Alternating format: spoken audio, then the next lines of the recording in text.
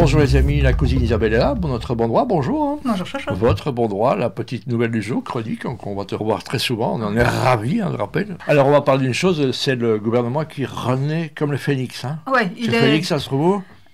Dans Harry Potter. Ben non, ça se trouve au Phoenix, la ville. Capitale de quelque part aux États-Unis. De l'Arizona. De l'Arizona, évidemment, voilà. tu vois, test de géographie raté pour Isabelle. Voilà, l'Arizona, c'est le bordel. Hein. Tout à fait. Donc on a eu l'occasion de voir dans les précédentes chroniques dans notre pays, les milliards disparaissent dans le brouillard. Et pendant ce temps-là, eh bien, c'est sur les travailleurs et sur les plus fragiles que repose le poids du financement des services. Nos amis liégeois ont dit, c'est tout dit les petits qu'on se prache. Hein, voilà. C'est tout dit les petits qu'on se prache, effectivement. Et donc, moins de droits au chômage, des pensions rabotées, des services publics dégradés. C'est véritablement une double peine pour ceux qui travaillent, qui bénéficient de moins en moins de services publics, qu'ils financent de plus en plus. Et donc, cette politique d'austérité est assumée avec un certain flegme hein, par le gouvernement fédéral. Mais en disant que c'est la faute des autres et qu'ils résolvent les problèmes de gouvernement dans lesquels ils étaient. Ils étaient précédemment en plus, et c'est surtout un principe qui repose sur un principe simple, c'est préserver les acquis des plus fortunés, puisque pendant que les multinationales qui engrangent des milliards de bénéfices et qui sont basées en Belgique réussissent à avoir des protections fiscales, des avantages fiscaux, en plus de bénéficier très souvent de subventions d'argent public, nous, on continue à payer nos impôts chers et vilains. Alors on pourrait parler comme mesure de la réduction du droit au chômage, hein, de la réduction dans le temps à 2 ans, de la réduction des prestations. Alors aujourd'hui, les chiffres de l'ONEM nous disent qu'il y a déjà 30% des chômeurs qui ne reçoivent pas d'indemnité. Une fois que les mesures de l'Arizona seront rentrées en effectives, ce sera beaucoup plus, mais ce ne fait que déplacer le problème. Parce que déplacer dans les CPS, qui sont et déjà dans les noyés, communes qui sont déjà noyées et qui sont déjà en grande difficulté. Donc en réalité, ce n'est pas une proposition qui résout le problème du chômage au niveau structurel, ça ne permet pas aux gens de trouver de l'emploi, ça ne fait que déplacer le problème financier sur les communes.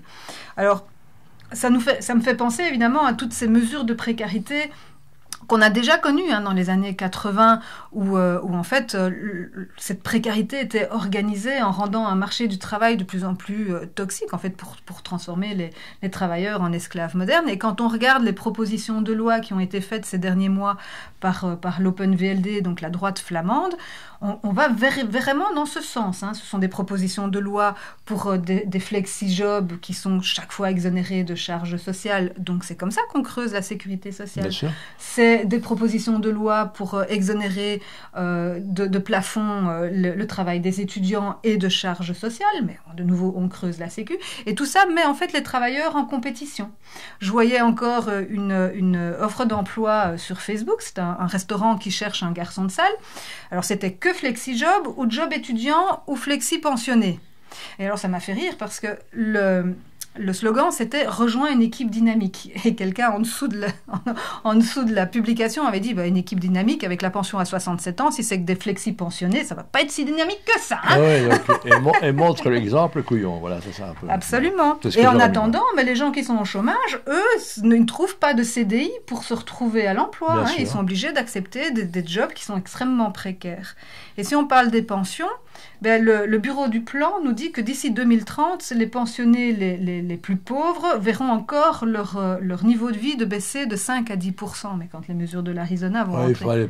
On n'arrivait pas à prévoir la pyramide démographique, évidemment. Hein. Oui, c'est trop compliqué de prévoir. C'est trop compliqué de prévoir. Pourtant, gouverner, c'est prévoir. C'est ce qu'ils auraient dû faire. Mais pendant ce temps-là, les dividendes des actionnaires ont battu des records en Absolument. 2022 avec 15 milliards qui ont été versés directement aux actionnaires. Mais cet argent qui est versé directement aux actionnaires, il n'a pas bénéficié au bien commun puisqu'il n'a pas été prélevé pour les charges sociales, il n'a pas participé à la sécurité sociale. Et ce n'est pas une coïncidence, c'est le visage de l'injustice sociale en Belgique. Il y a quelque temps, il y a eu les fameuses grèves du 13 février.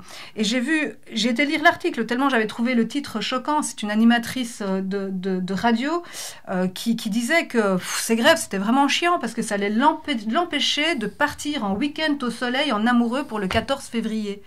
Mais c'est ça la justice sociale en Belgique, ce sont les pauvres qui sont à découvert le 10 du mois pour permettre aux riches de partir en vacances. Et oui, Sandrine, on t'a surpris. Et les services publics ne sont pas en reste parce que l'austérité a même réussi à transformer l'État-providence en État fantôme. La Cour des comptes nous montre que depuis 2019, les investissements publics ont baissé de 10%, alors que la Belgique est déjà en dessous de la moyenne européenne. Investissement public, ça veut dire... Je croyais qu'on était en négatif, moi, carrément. Oh, quand tu vois l'état de nos routes, quand tu vois l'état de nos routes, effectivement, il y a plus de nids de poules que de routes. Mais donc, ça veut dire des écoles pas chauffées, des hôpitaux qui n'ont pas de matériel, des routes qui ne sont pas en état, parce que, effectivement, cette politique d'austérité fait que les investissements publics de la Belgique sont en berne. On peut dire que sur les routes, c'est la politique de l'autruche. Oui. Les nids sont des nids d'autruche. C'est des nids d'autruche, tout à fait.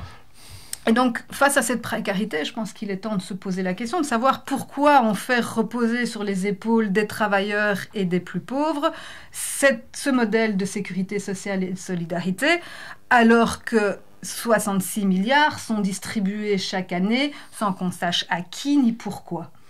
Et j'avais envie de vous partager cette citation de Thomas Piketty, qui est économiste, que j'ai trouvé dans un de ses livres, qui dit que les inégalités ne sont pas le fruit du hasard. C'est le résultat de politiques qui sont mises en place par ceux qui ont le pouvoir. Très bien. Une dernière question. Tu sais où je peux acheter des tickets de loto ? Ici dans le coin, il y a. Écoute, je pense que ça marche bien avec Didier. Je ne suis pas la meilleure personne pour poser la question. Il vaut mieux poser la question à Didier. Il y a des tickets Didier. On n'en trouve plus. Ils sont... C'est lui qui a tout pris. Ouais, mais il aurait pu en laisser pour les autres. Hors stock. Didier, partage un peu, s'il te plaît. Laisse aux autres.